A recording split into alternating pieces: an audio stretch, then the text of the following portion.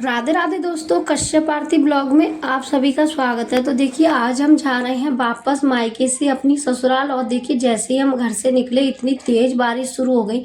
और देखिए, हम लोग तो गीले हो गए थे और हमारा बैग भी गीला हो गया था। लेकिन आज हमने सोच लिया था कि बारिश आंधी तूफान कुछ भी आए, आज तो हमें वापस अपनी ससुराल जाना ही है।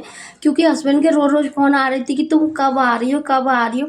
साल में एक बार तो आते हैं, उसमें भी 15 दिन भी रहना मुश्किल कर देते हैं हस्बैंड। और जबकि मेरी सासू माँ इतनी अच्छी हैं, वो कुछ नहीं बोलती हैं, लेकिन हस्बैंड रोज फोन करते हैं कि कब आ रही हो।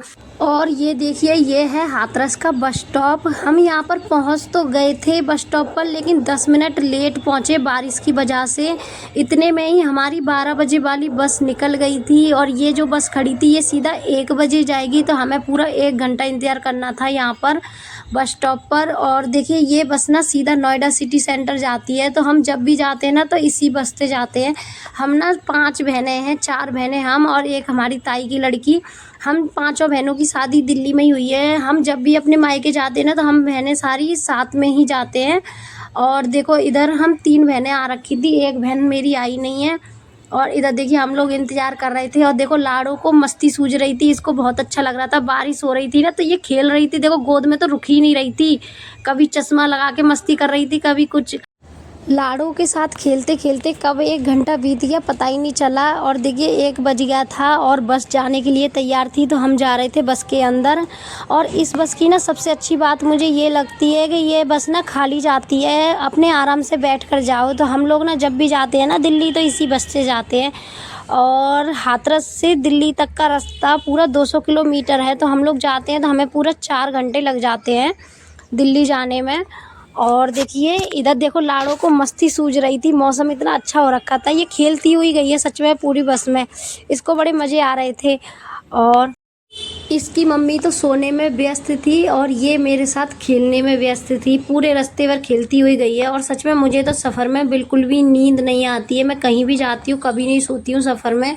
और देखिए, इतनी तेज़ बारिश हो रही थी, कहीं कहीं तो खिड़की में से अंदर पानी आ रहा था। मैं सोच रही मैंने कि थोड़ा बहुत तो अभी सूखे हैं, कहीं फिर से गीले ना हो जाएं। लेकिन कहीं कहीं बारिश हो रही थी, कहीं कहीं नहीं हो रही थी, लेकिन बादल सब जगह हो रहे थे। और ऐसे मौसम में हम घर से निकले थे, इसलिए हमारे पापा को ना हम लोगों की इतनी चिंता हो रही थी। रास्ते में कम से कम 4-5 बार फ़ोन आ गया कि बेटा पहुंच गए बेटा। ये बस ना बीच में कहीं भी नहीं रुकती है, ये सीधा नोएडा सिटी सेंटर जाकर रुकेगी। और देखो, नोएडा सिटी सेंटर आ चुका था और वहाँ पर ना मेरी बहन के हस्बैंड पहले से ही बहन का इंतज़ार कर रहे थे ले जाने के लिए।